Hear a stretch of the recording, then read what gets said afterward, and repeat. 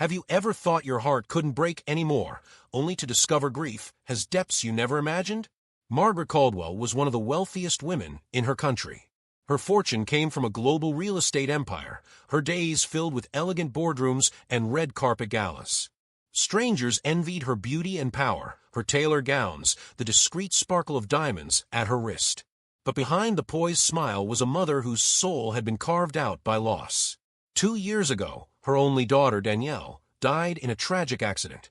Since then, Margaret had walked through life like a ghost, holding champagne at lavish parties while her mind drifted back to hospital corridors and a final, shattering goodbye. Every month, she made a quiet pilgrimage to Danielle's grave. It was the only place Margaret allowed herself to crumble, to speak words meant only for her daughter's ears, carried away by the wind. That morning, the air was still, heavy with the scent of damp earth. Margaret stepped from her sleek car, her white dress billowing slightly in the breeze, clutching a bouquet of pale lilies. Her driver remained respectfully out of sight. This was a ritual no one intruded upon. But as she approached the familiar grave, Margaret slowed. Her breath caught in her throat. Someone was already there. A black man knelt before the polished headstone, his broad shoulders shaking with silent sobs.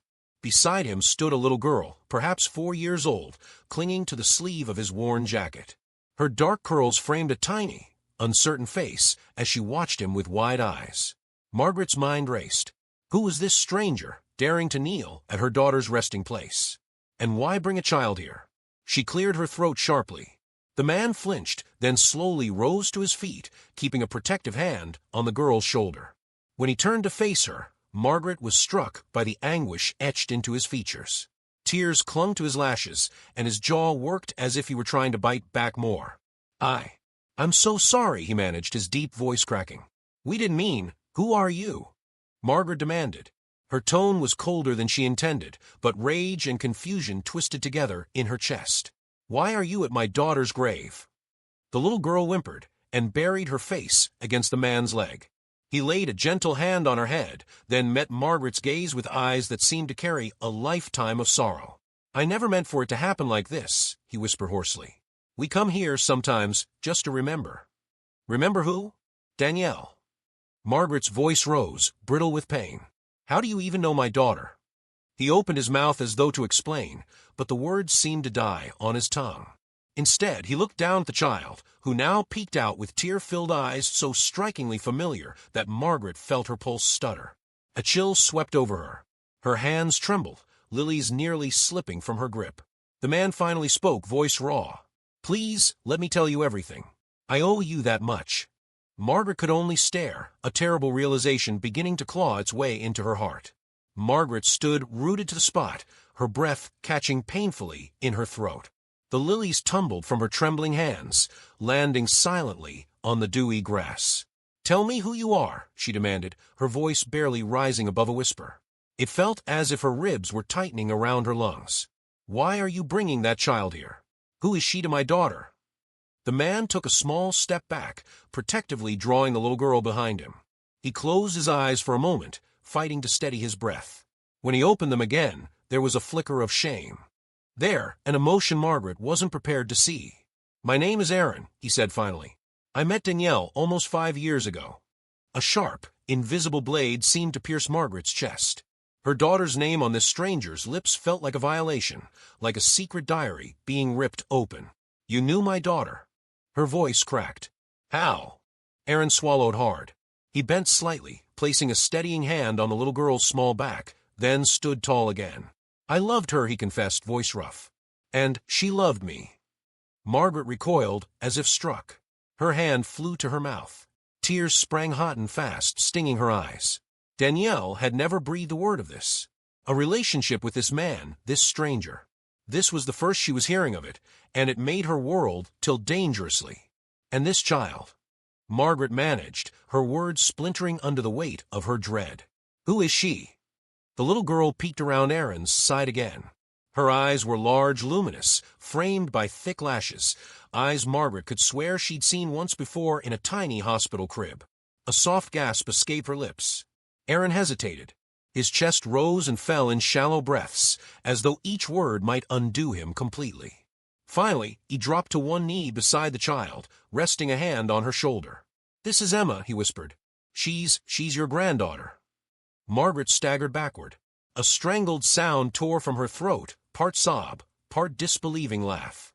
Her mind flashed through images of Danielle as a little girl herself, running through gardens, laughing under sprinklers, whispering secrets during bedtime stories. Danielle had carried this enormous truth inside her, all while Margaret remained blissfully, foolishly ignorant. "No," Margaret shook her head violently. "You're lying. Danielle would have told me. She wouldn't have hidden something like this." Erin's eyes flooded again. "She wanted to tell you, but she was terrified you'd reject us both, that you'd never accept me or Emma." He reached into his pocket and pulled out a delicate silver locket, dangling it carefully between his fingers. Margaret recognized it instantly. It had belonged to Danielle as a teenager. A tiny sob escaped her lips. "She wore this every day," Erin said, voice breaking. "Inside is a picture of Emma. She always wanted to show you, but we ran out of time." Margaret covered her mouth, her entire body trembling. Her gaze dropped to Emma, who stared up at her with such fragile hope it nearly shattered her. In that moment, the cemetery felt unbearably small, just 3 souls caught in a storm of old secrets and unimaginable loss. Margaret turned away, her heart racing so violently it felt as if it might burst through her chest. Her hands shook uncontrollably. A granddaughter? Danielle had a child, his child, and had never told her. She stumbled a few steps, trying to catch her breath. The world spun wildly. Trees blurred into smears of green and brown. She pressed a hand to her forehead, fighting back the urge to collapse right there among the graves. "Please wait," Erin called softly behind her. His voice was thick with desperation. "Don't walk away from her. From us." Margaret whirled around, eyes blazing. "Don't you dare speak to me like we're family," she spat. Her words struck like daggers, causing Erin to flinch. The little girl shrank further behind his leg, her tiny hands clutching the fabric so tightly her knuckles whitened. Margaret's breath caught as her gaze fell on Emma again. The child's eyes were wide, brimming with silent tears that never quite fell. It was almost unbearable, seeing those same tender eyes that once belonged to Danielle staring back at her. But her fury refused to be soothed. "You say she's my granddaughter," Margaret hissed, forcing her trembling voice into something resembling strength. "But why should I believe you? You could be anyone, looking to extort money, hoping to latch onto my family name." Erin's shoulders slumped. He didn't argue. Instead, he simply looked at Emma, his eyes softening with a depth of love Margaret couldn't ignore. Then he met Margaret's stare again. "I understand how this looks," he said quietly. "I know you have no reason to trust me. But Emma, she's innocent. Danielle loved you more than anything. She wanted Emma to know you, even if she was afraid of how you might react. That's why we come here, to let Emma feel close to her mother, and maybe, somehow, to you too." Margaret's breath hitched painfully. Her eyes darted to Emma once more. The girl was still hiding, but now peeked out timidly. Margaret could see how tightly Emma clung to Erin's hand, how much she trusted him. A child's trust was not so easily earned. "Do you have proof?" Margaret finally whispered, her voice fragile. "Anything that could prove she's really Danielle's." Erin slowly reached into his pocket again and drew out a tiny envelope, yellowed at the edges. His fingers shook as he held it out.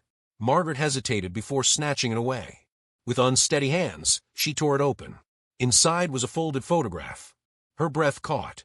It was Danielle, pregnant, glowing, her arms wrapped around Erin's neck, their cheeks pressed together. The joy on her daughter's face was unmistakable. And tucked in the corner of the photo was a tiny date scribbled in Danielle's familiar handwriting. It aligned with the time she had claimed to be traveling abroad for a charity project.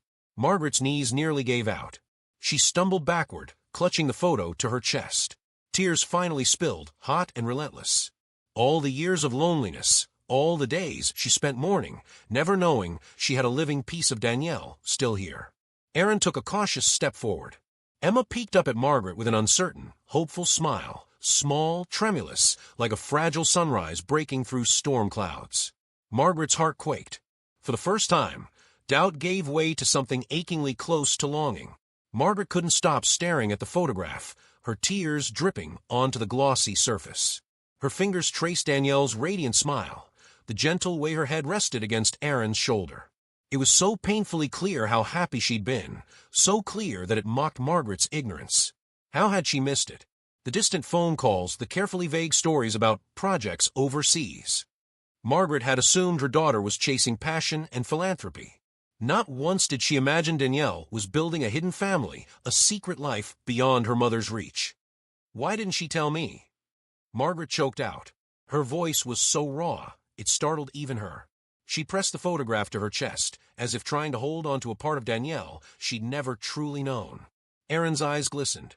He squeezed Emma's hand, then let out a shaky breath. She was terrified. She thought you'd hate us, hate me, because of who I am.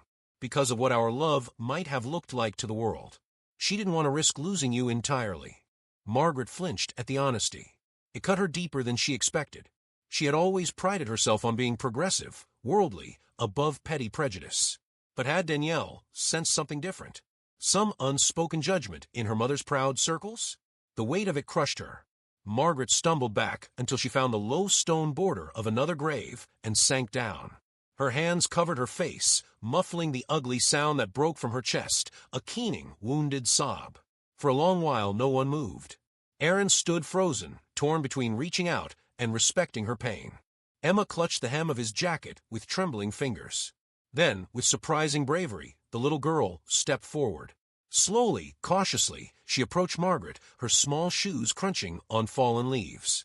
She stopped just a breath away. Margaret felt a gentle tug at her wrist. She lowered her hands and found Emma gazing up at her, those heartbreakingly familiar eyes swimming with tears of their own. "My mummy, she loved you," Emma whispered, her tiny voice quivering. "She told me stories about how pretty you are, and how you buy me pretty dresses one day." Margaret's chest caved in. A sob escaped her as she gathered Emma into her arms, hugging the small, warm body so tightly she was afraid she might break her. Emma stiffened at first, then melted into Margaret's embrace, wrapping her little arms around her neck. Aaron exhaled shakily. His eyes closed, relief and grief mingling in his expression. Margaret buried her face in Emma's hair. The scent of grass and sunshine mingled with something sweet, like strawberries. It wrenched her heart. For the first time in 2 long, bitter years, she felt something close to peace. When she finally pulled back, Emma wiped her own tears with the back of her hand. Then, hesitantly, she touched Margaret's cheek. The small palm was warm, innocent, full of trust. "I'm so sorry," Margaret whispered brokenly, pressing a kiss to Emma's forehead. I didn't know I had a piece of my daughter still here." Aaron knelt beside them, tears sliding silently down his dark cheeks. For a brief, fragile moment, the graveyard didn't feel like a place of endings. It felt like the fragile beginning of something new. The drive back to Margaret's sprawling estate was strangely silent.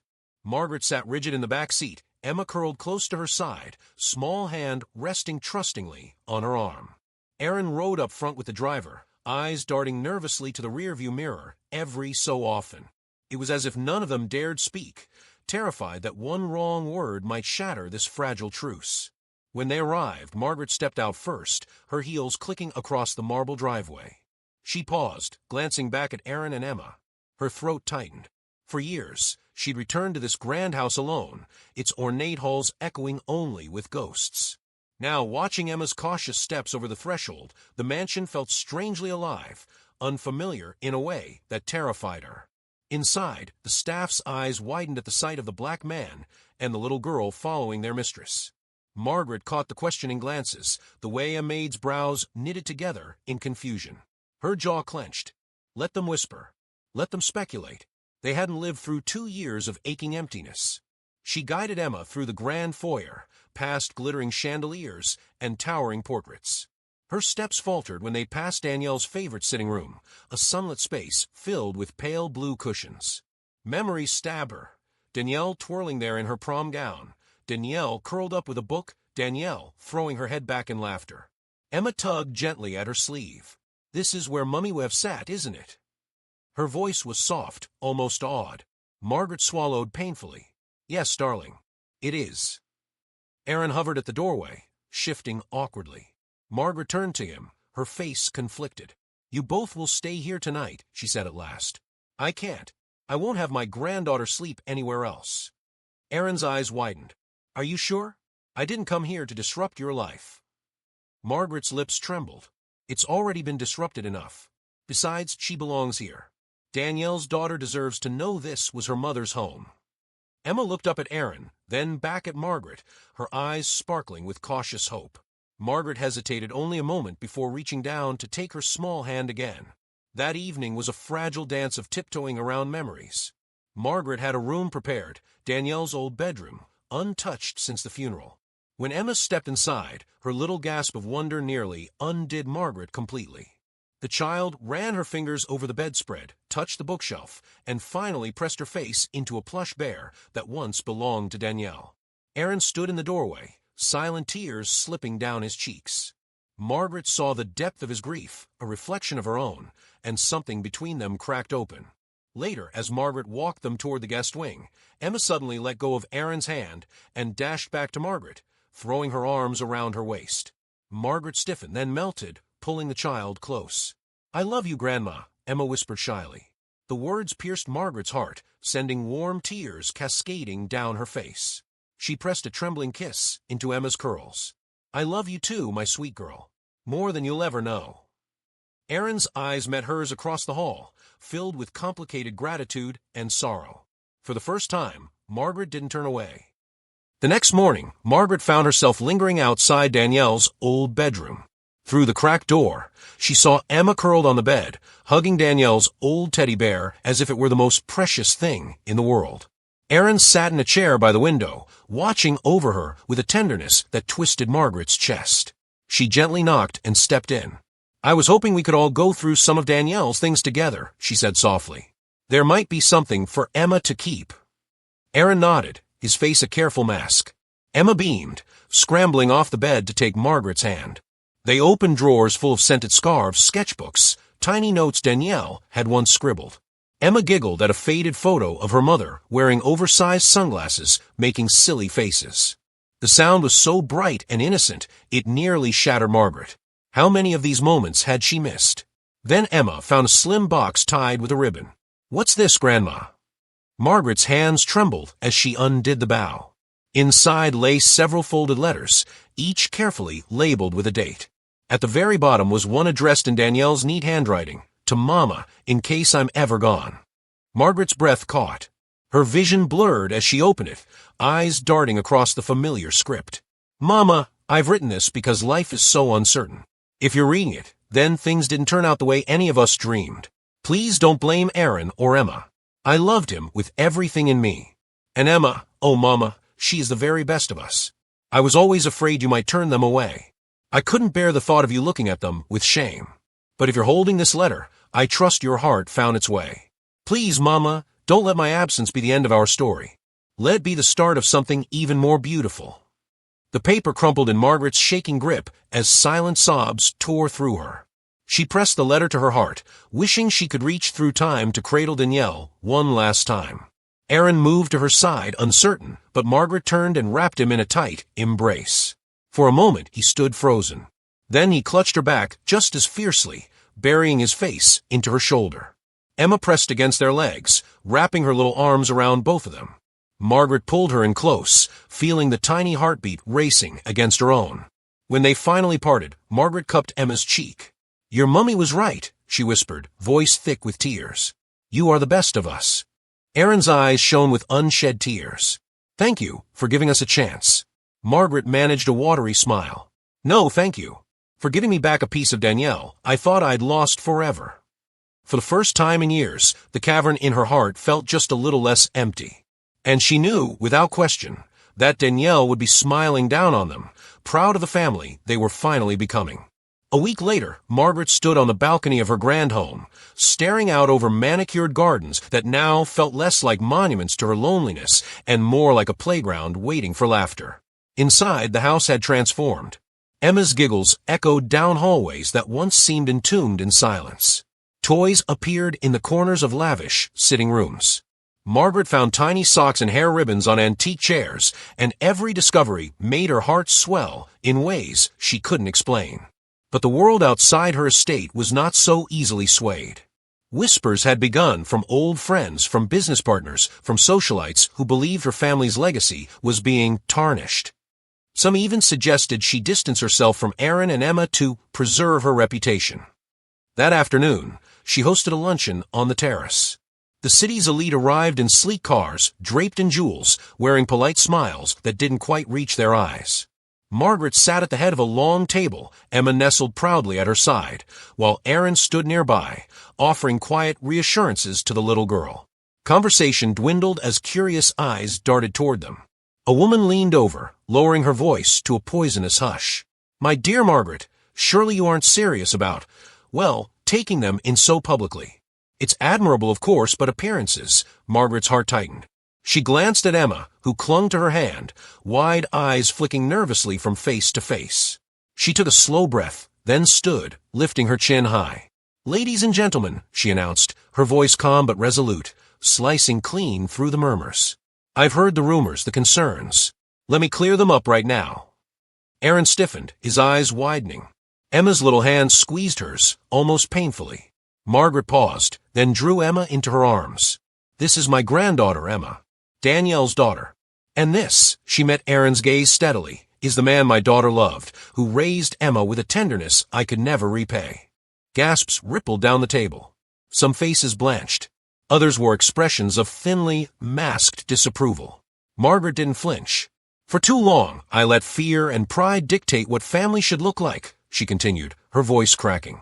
"But Danielle taught me love doesn't fit inside neat boxes. It isn't about race, wealth, or gossip. It's about the hearts that hold us when we break." Tears threatened, but she pressed on. "So if you find that scandalous, you're free to leave my home and my life. Because this," she glanced down at Emma's hopeful face, "this is my family, and I will stand by them. Always." A thick silence fell. Then slowly, uncertainly, a few people began to clap. It spread, some hesitant, others warm and genuine. Aaron reached for Margaret's hand, his dark eyes shimmering with emotion. Later, as the sun dipped below the horizon, Margaret walked the gardens with Emma skipping ahead, chasing fireflies. Aaron joined her, their hands brushing until they twined together naturally. "I never thought I'd be welcome here," Aaron murmured. Margaret looked at him, her eyes soft. "Danielle loved you. That's all I ever needed to know. Thank you for giving me a second chance, for giving me Emma." As they watched Emma's laughter light up the dusk, Margaret realized this was Danielle's final gift, teaching her that love, real, enduring love, could build bridges over any chasm, even one carved by grief. If you ever enjoyed this story, or if it touched your heart in any way, please don't forget to subscribe, like, and share this video with your friends and family. And make sure to turn on your notification bell, so you'll be the first to know whenever we post a new story just like this one. Thank you so much for watching. We truly appreciate your support. It means the world to us.